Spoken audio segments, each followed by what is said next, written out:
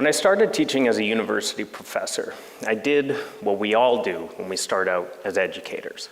I relied on my intuitions about what good education looks like. And I'll let everyone in on a little secret.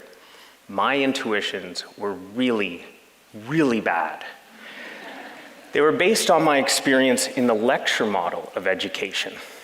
That's where we talk at people for really long periods of time, gives them some textbooks to read, and then give them a test.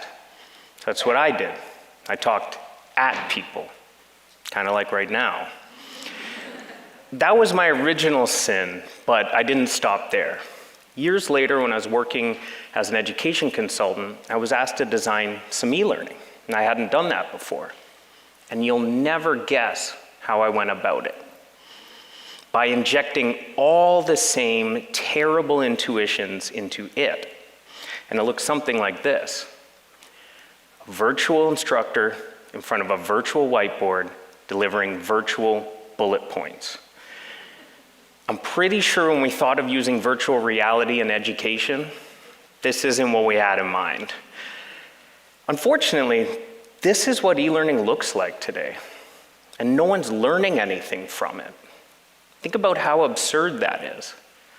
So how did we get here? Well, I talked about intuition, but let's actually go a little bit deeper. Our earliest instincts around education are actually based on storytelling. We know this from archaeological data. People telling other people stories. People teaching other people using human stories. It's how we learned and it's how we communicated. Fast forward 40,000 years. We now have beautiful, scalable, mobile-enabled e-learning that we can use to teach people on opposite ends of the world the same thing at the same time. But somewhere between the caves and the clicking, we got so focused on building this technology that we forgot about the one and only thing that matters in education: the people. E-learning can be used to teach everyone, everywhere, good hygiene practices to stop the spread of disease. E-learning can be used to teach everyone, everywhere, sustainable living practices to combat the climate crisis. These are global problems. They require global solutions, and e-learning should be making a contribution to them. But it isn't. It isn't because we've forgotten about the people. We've forgotten about the way people actually learn. If there's one thing that everyone in this room can do to start refocusing your efforts on people and to start doing e-learning that works, it's this. Start telling stories again. Not because it's what we used to do, but because the science says it actually works. We know that scenario and story-based learning can accelerate our time to expertise on a given task. It does that because stories simulate the way we learn through experience. We know that scenario or story-based learning is more engaging than click then quiz e-learning. The reason why is that stories create empathy.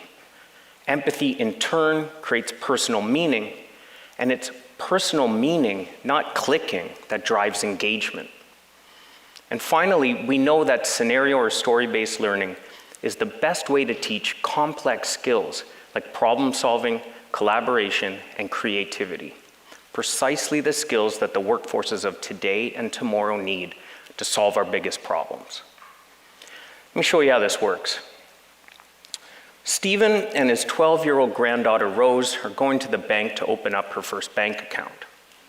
She just made a traveling basketball team and he wants to be able to send her money while she's on the road. They're super excited. They booked the meeting way in advance and it's a big moment for their family. When they get to the bank and start filling out the paperwork, things start to go sideways. The bank employee is immediately suspicious of them both. She thinks there's a discrepancy in their bank accounts. But more importantly, she thinks that the identification that they provided is fraudulent. She grabs the ID, abruptly leaves the room, and escalates it to her superiors. Shortly after that, the cops roll in. They handcuff Stephen. They handcuff 12-year-old Rose, bring him out to the police cruiser, and arrest them.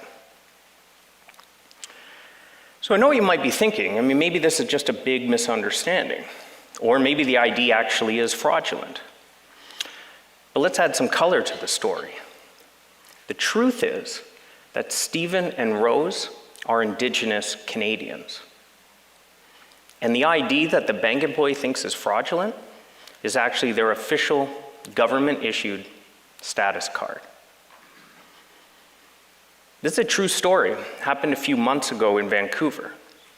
Now, for argument's sake, let's imagine that sometime prior to the incident, the bank employee passed with flying colors their e-learning module on unconscious bias. They listen to the virtual instructor in front of the virtual whiteboard deliver virtual bullet points. They crushed the drag and drop activities. And after 12 tries, they got perfect on the quiz.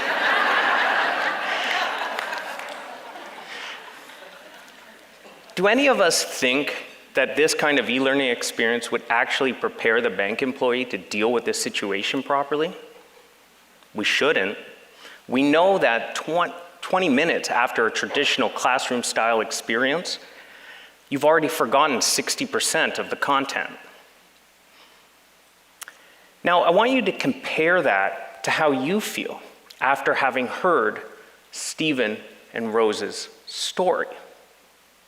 I guarantee that everyone in this room will remember 12-year-old Rose handcuffed. And you'll remember it in a way that will actually change your behavior. So what if the e-learning experience was simply a simulation of this story? What if this story and others like it form the core of the e-learning that bank employees had? Well, if we did it that way, we'd be simulating a real-world experience and therefore accelerating expertise. We'd be creating empathy for the lived experience of intersectionality and therefore deepening engagement. And we'd be exposing them to the nuances of unconscious bias and therefore improving their collaboration skills. When we compare this story-based approach to a clicky module, it's no contest which one is more likely to change our behavior. It's the one based on the human story. We need to start telling these human stories again. It's not going to be easy. It means you can't keep cutting and pasting content into an e-learning module. It means giving up the avatars, giving up the drag and drops, giving up the quizzes. But it'll be worth it.